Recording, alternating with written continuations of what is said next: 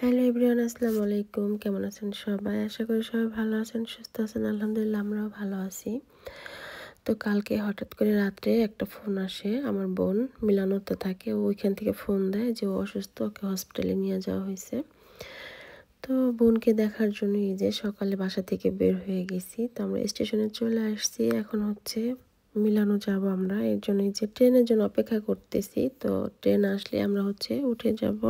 এখানে হচ্ছে বাবু বিরক্ত করতেছিল, তাই হচ্ছে ওর বাবা একটু কোলে নিয়ে দাঁড়ায় আছে, ঘুম পাড়ানোর ট্রাই করতেছে। তো হঠাৎ করে ঠান্ডাও পড়ছে, একটু রোদ্রে দাঁড়ায় আছে। যাই হোক, তো এই যে ট্রেনে উঠে গেছি আমরা। আর হচ্ছে বারবারই ফোন দিচ্ছি যে কি অবস্থা। তো বলতেছিল যে কিছুক্ষণ পরে হচ্ছে ওকে ওটিতে নিয়ে যাবে। তো কালকে যখন আমার বোন অসুস্থ থাকে তখন হচ্ছে গিয়ে ওর পাশের বাসার যে ভাইয়া ভাবি আছে ওদের কাছে যাওয়ার পরে হচ্ছে ওরা হসপিটালে নিয়ে আসে। আর ওর হাজব্যান্ড তখন হচ্ছে কাজে ছিল। তো হঠাৎ করে হচ্ছে ওর বেবি হচ্ছে নড়াচড়া করতেছিল না সকাল থেকেই। সারাদিনে ও ওটা বুঝতে পারে নাই। তো যখন বিকেল হয়ে গেছে 7টা-8টা বাজে, তখন হচ্ছে ও বলতেছিল ওর হাজব্যান্ডকে যে বাবু তো নড়তেছে না, তো কি করব। তখন ওর হাজব্যান্ড বলে যে ঠিক আছে, তুমি ভাইয়াকে আমি ফোন দিয়ে দিতেছি, তুমি ভাইয়ের গাড়িতে করে চলে যাও হসপিটালে।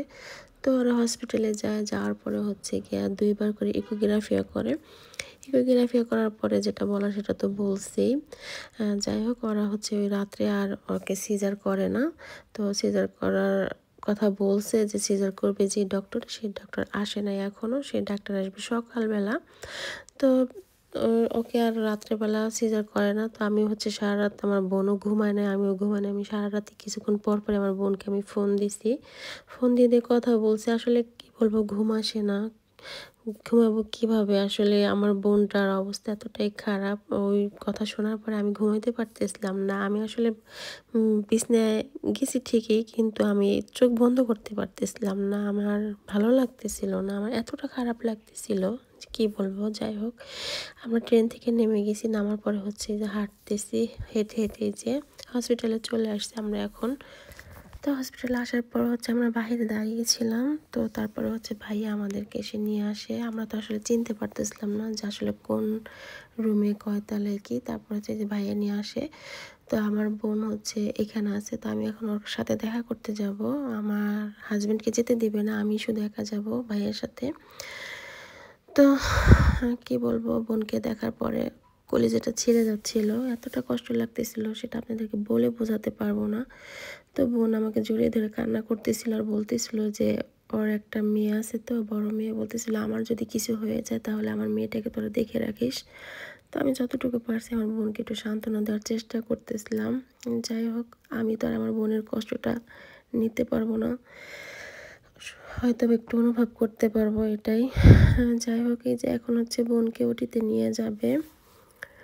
বোন কান্নাকাটি করতেছিল আর বারবারই ওর মেয়ের কথা বলতেছিল যে ওর মেয়েটার দিকে যেন সবাই খেয়াল রাখে।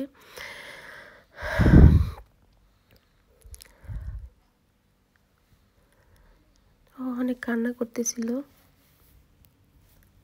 ওকে সান্ত্বনা দেওয়ার চেষ্টা করতেছিলাম আমরা।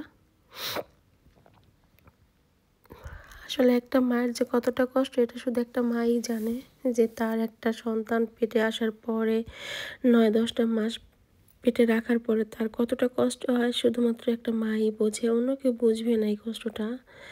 প্রতিটা মায়েরই স্বপ্ন থাকে যে আমার বাচ্চা কখন আমি কোলে নেব, কখন তাকে আদর করব, তাই না? কিন্তু আমার বোনের ভাগ্যটা এতটাই খারাপ, সে এতটা দিন কষ্ট করছে কিন্তু সে তার বাচ্চাটাকে কোলে নিতে পারে নাই, সেভাবে করে আদর করতে পারে নাই। এই যে হচ্ছে বাবা অপেক্ষা করতেছে তার বাচ্চা সে কখন দেখবে, কখন সে কোলে নেবে। ঠিক আছে, যাই হোক, এখানে আমরাও ওই যে অপেক্ষা করতেছিলাম কখন আমরা যাব ভিতরে, ভিতরে যে কখন দেখবো বাবুটাকে।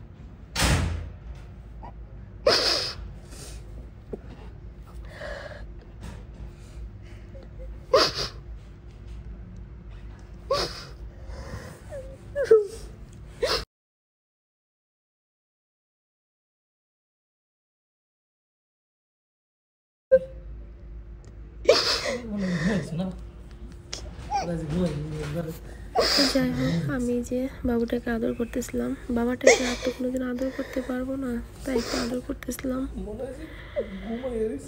আমাদের জীবনে যে এমন একটা কষ্টের দিন আসবে আমরা আসলে কোনোদিনও ভাবতেও পারিনি। আল্লাহ কেন আমাদের সাথে এরকমটা করলো জানি না।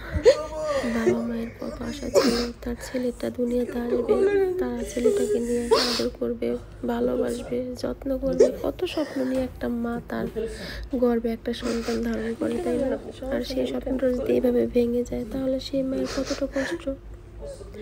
আল্লাহ তাআলা যেন আমার বোনকে ধৈর্য দেয়, সহ্য দেয়। আল্লাহর কাছে এই দোয়াই করি। আর আমার জান্নাতি পাখিটাকে যেন আল্লাহ জান্নাতে নেয়, আর এই জান্নাতে যেন যায় সবার সাথে দেখা হয়, এই পাখির সাথে যেন জান্নাতে যায় দেখা হয়। এই যে ছেলের বাবা ছেলেকে কোলে নিতে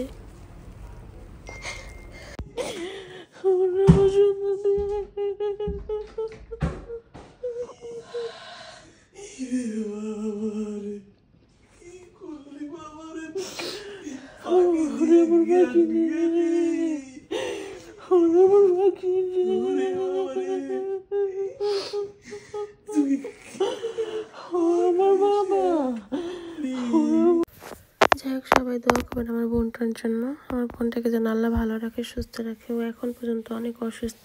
আর এটা হয়েছে গিয়ে 7 তারিখের ঘটনা, অক্টোবর মাসের 7 তারিখে এটা হয়েছে। তো আমি হচ্ছে আজকে ভিডিওটা এডিট করলাম, ভালো লাগতেছিল না, মন অনেক খারাপ ছিল, যার কারণে হচ্ছে গিয়ে কোনো কিছু করতে ভালো লাগতেছিল না। তো আজকে হচ্ছে অক্টোবর 21 তারিখ, তো আজকে হচ্ছে আমি ভিডিওটা এডিট করলাম।